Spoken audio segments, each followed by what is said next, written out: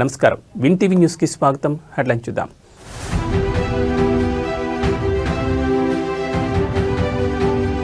రేపు ఢిల్లీకి పయనం కానున్న సీఎం చంద్రబాబు ప్రధాని మోడీతో భేటీ అయ్యే అవకాశం.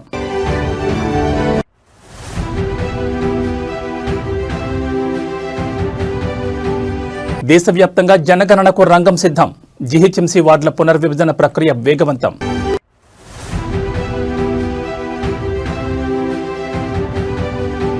ఉలిక్కిపడ్డ భాగ్యనగరం. నాంపల్లి కోర్టుకు బాంబు బెదిరింపులు.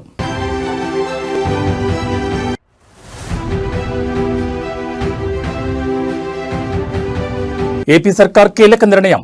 గ్రీన్ఫీల్డ్ పోర్ట్ నిర్మాణ గడువు పెంపు.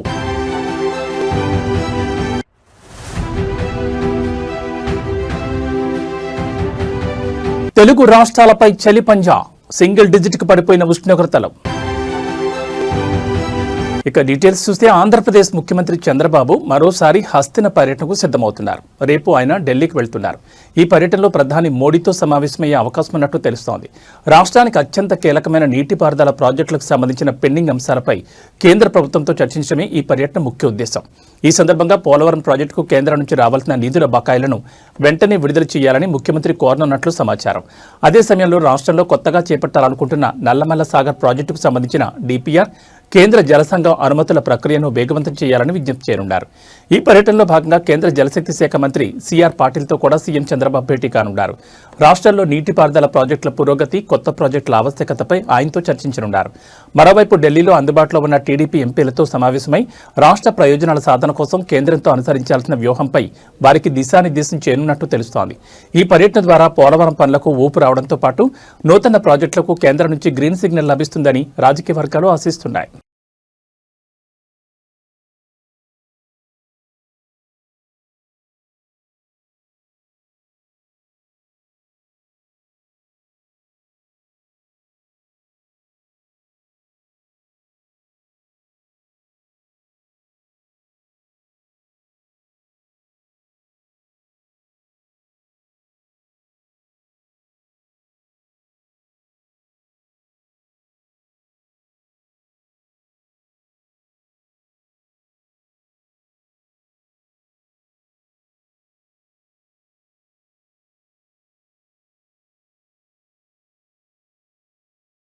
తెలంగాణ ప్రభుత్వానికి రాష్ట్ర అత్యున్నత న్యాయస్థానం హైకోర్టు బిగ్ షాక్ ఇచ్చింది. గత 20 ఏళ్లుగా పెండింగ్లో ఉన్న పిటిషన్లపై కౌంటర్ దాఖలు చేయకపోవడంపై హైకోర్టు తీవ్ర అసంతృప్తిని వ్యక్తం చేసింది.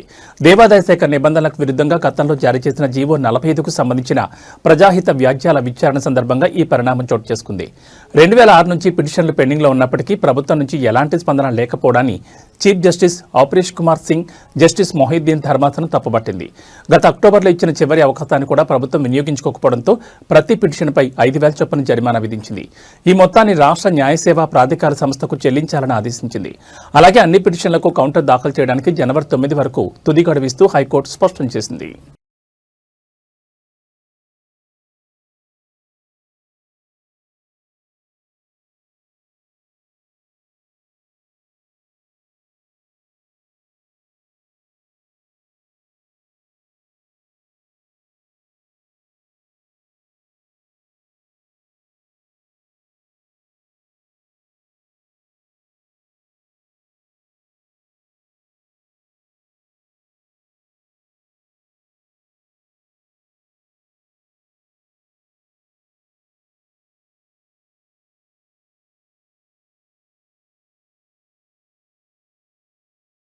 దేశవ్యాప్తంగా నిర్వహించనున్న జనగణనకు రంగం సిద్ధమవుతోంది. ఈ నేపథ్యంలో గ్రేటర్ హైదరాబాద్ మున్సిపల్ కార్పొరేషన్ పరిధిలో వార్డుల పునర్విభజన ప్రక్రియను వేగవంతం చేశారు. మంగళవారం జరిగిన జీహెచ్ఎంసీ స్పెషల్ జనరల్ బాడీ మీటింగ్లో కమిషనర్ కర్ణన్ ఈ విషయాన్ని వెల్లడించారు. డిసెంబర్ 31లోగా దేశంలోని అన్ని లోకల్ బాడీల వివరాలు ఇవ్వాలని కేంద్ర ప్రభుత్వం ఆదేశించడంతో జీహెచ్ఎంసీ డీలిమిటేషన్ ప్రక్రియను చట్ట ప్రకారం వేగవంతం చేసింది. ఇప్పటికే అభ్యంతరాలు స్వీకరించగా కోర్టు ఆదేశాల మేరకు మరో 2 రోజుల పాటు అభ్యంతరాలు తీసుకోనున్నారు. జీహెచ్ఎంసీలో 27 యుఎల్బీల విలీనం, 300 వార్డుల పునర్విభజనకు సంబంధించి ముసాయిదా నోటిఫికేషన్పై ఇప్పటి వరకు 5,905 అభ్యంతరాలు అందాయి. వీటిలో ఎక్కువగా వార్డుల పేర్ల మార్పు, సరిహద్దుల స్పష్టత లేకపోవడంపై అభ్యంతరాలు వచ్చినట్లు అధికారులు తెలిపారు. అభ్యంతరాల పరిశీలన అనంతరం ప్రభుత్వం ఫైనల్ నోటిఫికేషన్ జారీ చేసే అవకాశం ఉంది. దీంతో గ్రేటర్ ఎన్నికలకు మరో ఏడాది వరకు సమయం పట్టే సూచనలు కనిపిస్తున్నాయి.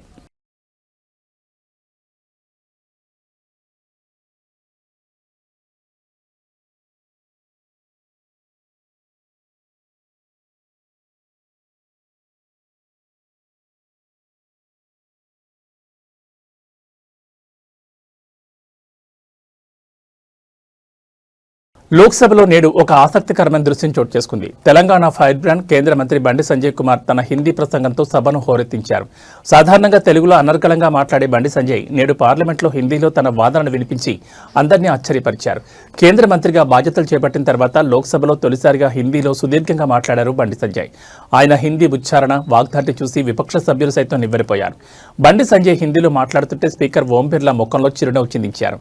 సంజయ్ ప్రసంగం ముగిసిన వెంటనే బహుత్ హిందీ బోలి ఆప్నే అంటూ స్పీకర్ ప్రత్యేకంగా ప్రశంసించడం సభలో హైలైట్ గా నిలిచింది.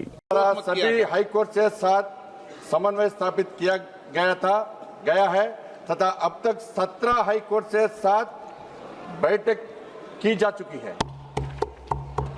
अब मामले की सुनवाई में अनावश्यक देरी से बचने और समय पर न्याय वितरण सुनिश्चित करने के लिए अधिकतम 2 स्थगन का प्रावधान है।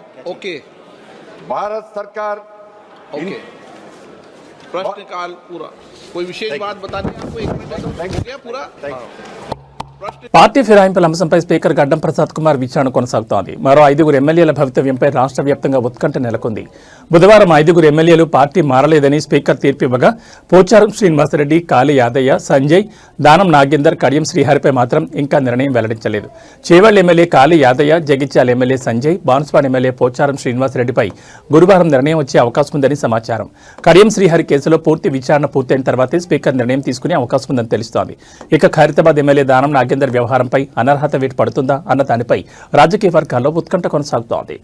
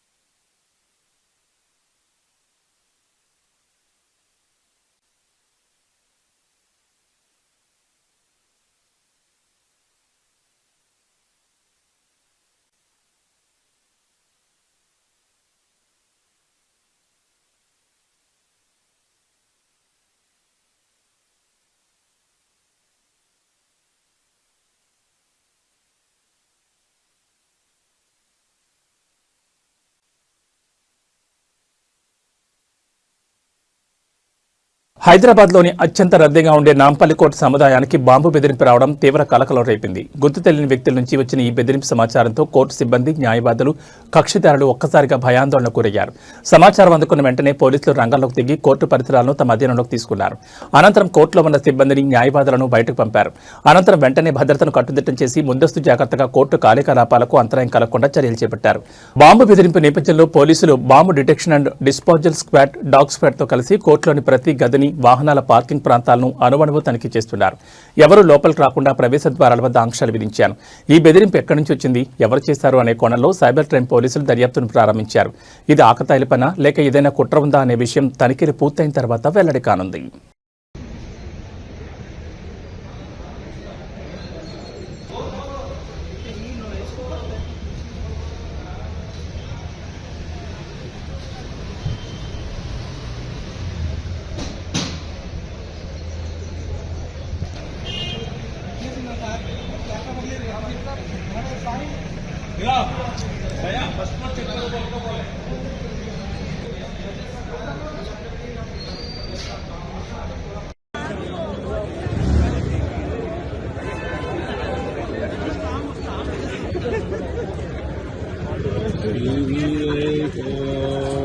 ఆంధ్రప్రదేశ్ ప్రభుత్వం కీలక నిర్ణయం తీసుకుంది. కృష్ణా జిల్లా మచిలీపట్నం సమీపంలో నిర్మిస్తున్న మచిలీపట్నం గ్రీన్ ఫీల్డ్ ఫోర్ట్ నిర్మాణ గడువును మరో 434 రోజులు పొడిగించింది.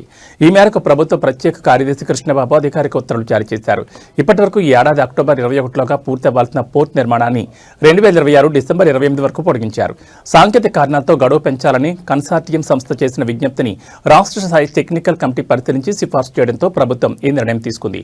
2000 కోట్లకు పైగా పెట్టుబడితో నిర్మిస్తున్న ఈ పోర్టు పూర్తయితే ఉత్తరాంధ్ర, తూర్పు గోదావరి, కృష్ణా జిల్లాలకు వాణిజ్యంగా మేలు జరుగుతుందని నిపుణులు చెబుతున్నారు. అయితే పదే గడువు పొడిగింపులపై రాజకీయ వర్గాల్లో చర్చ కొనసాగుతోంది.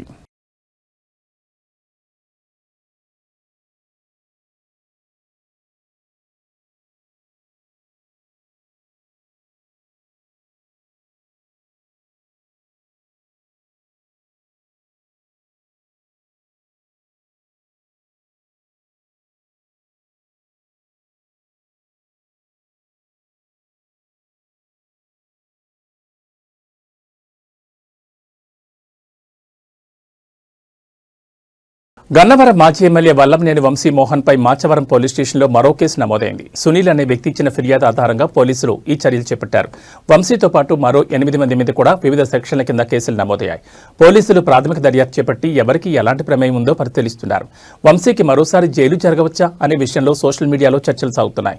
ఇటీవలే వంశీ వివిధ వివాదాలు, కేసులను ఎదుర్కొంటున్న నేపథ్యంలో ఈ తాజా కేసు రాజకీయ వర్గాల్లో చర్చనీయాంశంగా మారింది.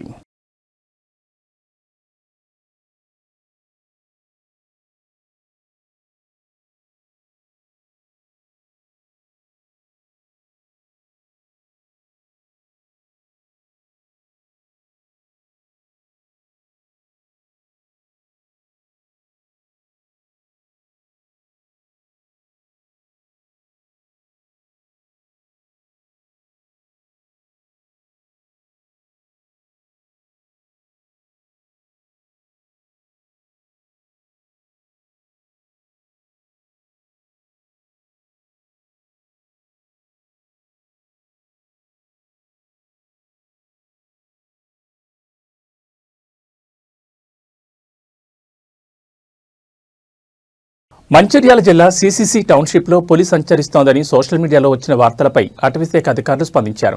ప్రజలను భయాందోళన గురిచేసేలా ఏఐ సృష్టించిన నకిలీ ఫోటోను ప్రచారం చేసిన వ్యక్తిని గుర్తించి అదుపులోకి తీసుకున్నారు. తప్పుడు సమాచారాన్ని వ్యాప్తి చేస్తే కఠిన చర్యలు తీసుకుంటామని అధికారులు హెచ్చరించారు. ఈ సందర్భంగా అటవీశాఖ అధికారులు మాట్లాడుతూ సోషల్ మీడియాలో వచ్చే ప్రతి సమాచారాన్ని గుడ్డిగా నమ్మకండి. ఏఐ సృష్టించిన చిత్రాలు నిజమైన వాటిలాగే కనిపిస్తాయి. అప్రమత్తంగా ఉండండి. ఫోటో నిజమైందా లేక మార్ఫింగ్ చేసిందా అనేది 1-2 సార్లు సరిచూసుకోండి. ఫేక్ న్యూస్ ప్రసారం చేయడం చట్టరీత్యా నేరం. పులి సంచారం అంటే సున్నితమైన విషయాలు అటవీశాఖ నిర్ధారణ కోరండి. లైకులు, షేర్ల కోసం ప్రజలను భయపెట్టడం సరికాదు. టెక్నాలజీని మంచి కోసం వాడాలి కానీ తప్పుదో పట్టించడానికి కాదు. వాట్సాప్ గ్రూపుల్లో ఫార్వర్డ్ చేసే ముందు బాధ్యతగా వ్యవహరించండి. ఫేక్ ఫోటోలను గుర్తుపట్టే ఏఐ డిటెక్షన్ టూల్స్ అందుబాటులో ఉన్నాయని తెలిపారు. సిసిసి టౌన్షిప్ లో ఒకటి టైగర్ వచ్చిందని కార్ల నుంచి ఒక వ్యక్తి ఫోటో తీసిందని అన్ని గ్రూపులలో సర్క్యులేట్ అయింది. దాని గురించి విచారణ చేపట్టినాం. అది యాక్చువల్గా నైట్ అంతా ఇక్కడ ఉండి వెతికినాం కానీ ఎటువంటి ఆనవాళ్ళు కనిపించలేదు. మన ఏరియాకి టైగర్ రాలేదు. సిసిసి టౌన్షిప్ ఏరియాకి టైగర్ రాలేదు. అది ఏఏలో క్రియేట్ చేసిన ఫోటో. ఆ క్రియేట్ చేసిన వ్యక్తి మనకు దొరికిండు. అతన్ని తీసుకొచ్చి ఇక్కడ స్టేట్మెంట్ పబ్లిక్ ముందే తీసుకున్నాం. అతని మీద కంప్లైంట్ చేయడం జరిగింది. చట్టపరంగా అతని మీద తీసుకునే యాక్షన్ తీసుకుంటాం. ఇటువంటి పుకార్లు ఎవరు కూడా స్ప్రెడ్ చేయొద్దు. జెన్యున్గా మీకు ఏదైనా జరిగింది మేము చూస్తాం అనుకుంటే ఫారెస్ట్ డిపార్ట్మెంట్ వారికి కానీ, పోలీస్ డిపార్ట్మెంట్ వారికి కానీ, మీ లోకల్ ప్రజాప్రతినిధులకు కానీ, మీడియా వారికి కానీ సమాచారం అనేది మాకు చేరుతుంది. అట్లా అని చెప్పి వాట్సాప్లలో, గ్రూప్లలో అనవసరంగా ఫోటోలు, ఏఐ ఫోటోలు క్రియేట్ చేసి షేర్ చేయకండి. దీనివల్ల అనవసరంగా ప్రజలు భయభ్రాంతులకు గురవుతారు. దానివల్ల వచ్చేదేం లేదు, అనవసరమైన కేసులు తప్ప ఏం రాదండి. అది ఒకసారి మీకు మీడియా తరఫున చెప్తున్నాను. కేసు అవుతుంది, ఫారెస్ట్ కేసు కాదు. నా number 9440313191. FRO Mancherial number, deputy range officer Mancherial number 9441533220. ఈ 2 నంబర్లలో ఏ నంబర్కైనా కాల్ చేయండి. ఎనీ టైం ఎప్పుడైనా రెస్పాండ్ అవుతాం.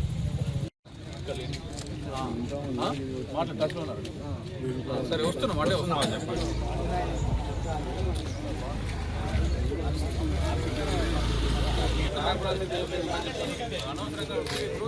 పరిస్థితి ఎట్లుందంటే అది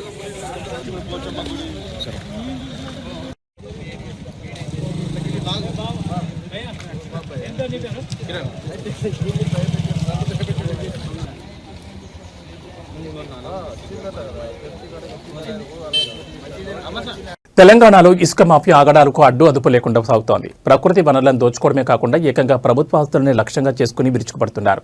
మందని, భూపాలపల్లి జిల్లాల సరిహద్దులో మానేర్ నదిపై నిర్మించిన కీలకమైన చెక్ డ్యాంను ఇసుక మాఫియా పేల్చేసింది.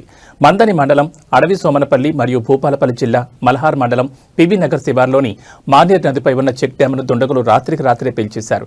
గతంలో వచ్చిన 12 లక్షల క్యూసెక్ల భారీ వరదను సైతం తట్టుకుని నిలబడ్డ ఈ పటిష్టమైన కట్టడం నేడు మాఫియా దురాశకు బలైపోయింది. ఇసుక తరలింపులు, అడ్డంకులు తొలగించుకోవడానికి అత్యంత శక్తివంతమైన పేలుడు పదార్థాలను వాడి ఈ ఘాతకానికి ఒడిగట్టారని స్థానికులు ఆరోపిస్తున్నారు. కొద్ది రోజుల క్రితమే గుంపుల తరుగుల చెక్ డ్యాం పేల్చివేత ఘటన మరొకముందే ఇప్పుడు రెండోసారి ఇలాంటి దారుణ జరగడం చూస్తుంటే మాఫియాకు చట్టాలంటే ఎంతటి చులకన భావనో అర్థమవుతోంది. ఈ విధ్వంసం వల్ల కేవలం ప్రభుత్వానికే కాదు స్థానిక రైతులకు మరియు మత్స్యకారులకు కోట్లాది రూపాయల నష్టం వాటిల్లింది. చెక్ డ్యాంలో నీరు నిలవకపోతే రాబోయే రోజుల్లో భూగర్భ జలాలు అడుగంటిపోయి వేలాది ఎకరాల పంటలు ఎండిపోయే ప్రమాదం పొంచి ఉంది.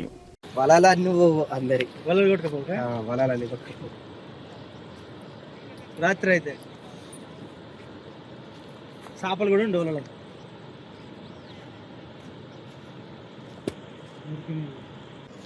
ఇది పెడితే చాలు.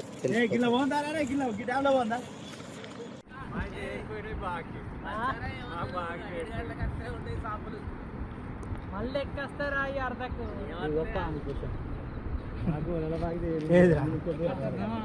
కొడుక గింత మధ్య పెద్ద పాము ఆరగించాలి. అదే కానీ కూసాం నాగపాము కూసాం. అది అలా పోయినట్టు పోయింది పాము. అది అలానే ఉండవచ్చు. అడ్డం పెట్టుకో.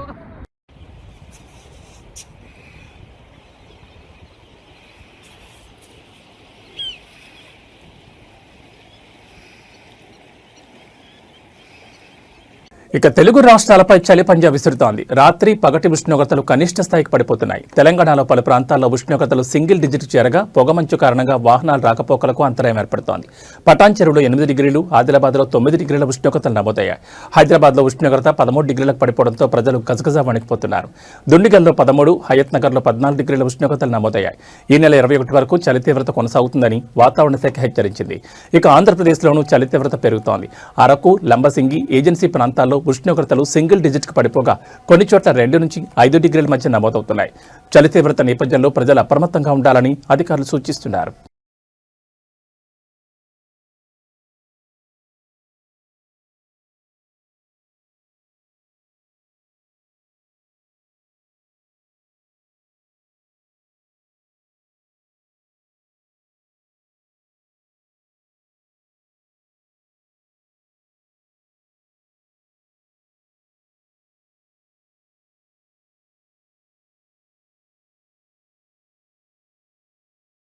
తిరుమలలో భక్తుల రద్దీ కొనసాగుతోంది. ప్రస్తుతం 27 కంపార్ట్మెంట్లలో భక్తులు స్వామివారి దర్శనం కోసం వేచి ఉన్నారు. టోకెన్లలో పొందకపోయినా భక్తులకు సర్వదర్శనం కోసం సుమారు 12 గంటల సమయం పడుతోందని టీటీడీ అధికారులు తెలిపారు. నిన్న ఒక్కరోజే 66,389 మంది భక్తులు స్వామివారి దర్శనం చేసుకున్నారు. అందులో 24,956 మంది భక్తులు తలనీలాలు సమర్పించి మొక్కులు చెల్లించారు. భక్తులు సమర్పించిన కానుకల ద్వారా శ్రీవారి హుండీకి 3.81 కోట్ల ఆదాయం సమకూరిందని ఆలయ అధికారులు తెలిపారు. భక్తుల సౌకర్యం కోసం టీటీడీ అధికారులు అన్ని ఏర్పాట్లను పర్యవేక్షిస్తున్నారు.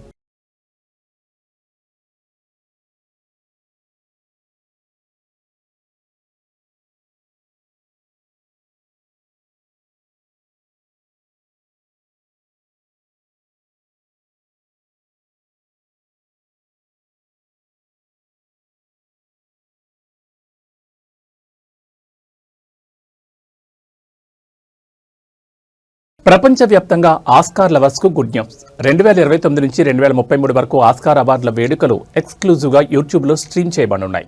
ఈ మల్టీ ఇయర్ ఒప్పందం కింద red carpet, free show, behind the scenes content, నామినేషన్లు, governance awards, students Academy awards, scientific and technical awards వంటి కార్యక్రమాలు కూడా యూట్యూబ్ ఛానల్లో అందుబాటులోకి వస్తాయి. అకాడమీ సీఈఓ బిల్ క్రామర్ మరియు యూట్యూబ్ సీఈఓ నీల్ మోహన్ మాట్లాడుతూ ఈ భాగస్వామ్యం ఆస్కార్లను ప్రపంచవ్యాప్తంగా మరింత ప్రేక్షకులకు చేరుచేస్తుందని, కొత్త తరం సృజనాత్మకతను ప్రేరేపిస్తుందని తెలిపారు.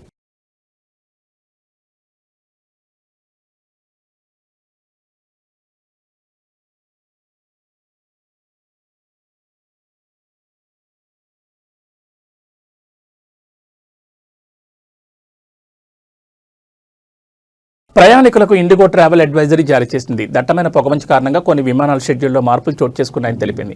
ఇందుకు ఫ్లైట్ స్టేటస్ను యాప్ లేదా వెబ్సైట్లో అప్డేట్గా పరిశీలించాలని సూచన ఇచ్చింది. ఇండిగో సాధారణ పరిస్థితి కుదిరిన వెంటనే గమ్యస్థానాలకు సురక్షితంగా చేరుస్తామని తెలిపింది. ప్రయాణికుల సహకారానికి ధన్యవాదాలు తెలిపింది.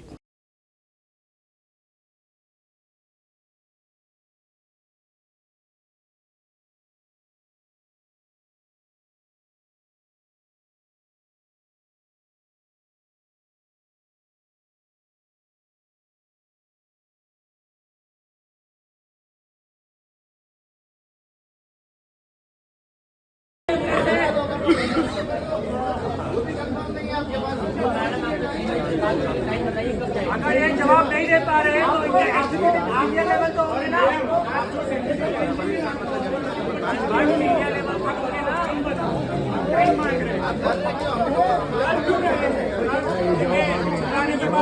हम भी पागल हो रहे हैं। अरे वो तो अपने सारे पैसे वो सपोर्ट करने भैया।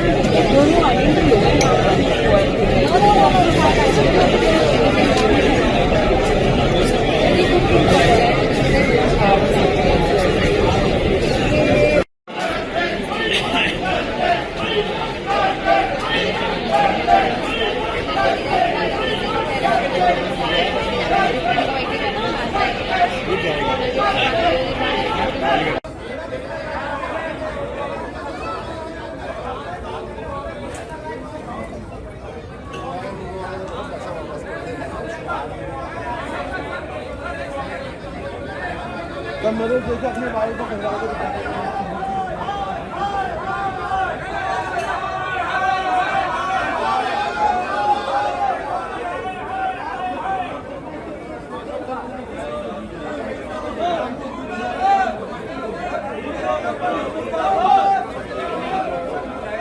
ఇవి ఈ బులెటిన్ విశేషాలు. మరో బులెటిన్లో మళ్ళీ కలుసుకుందాం. నమస్కారం.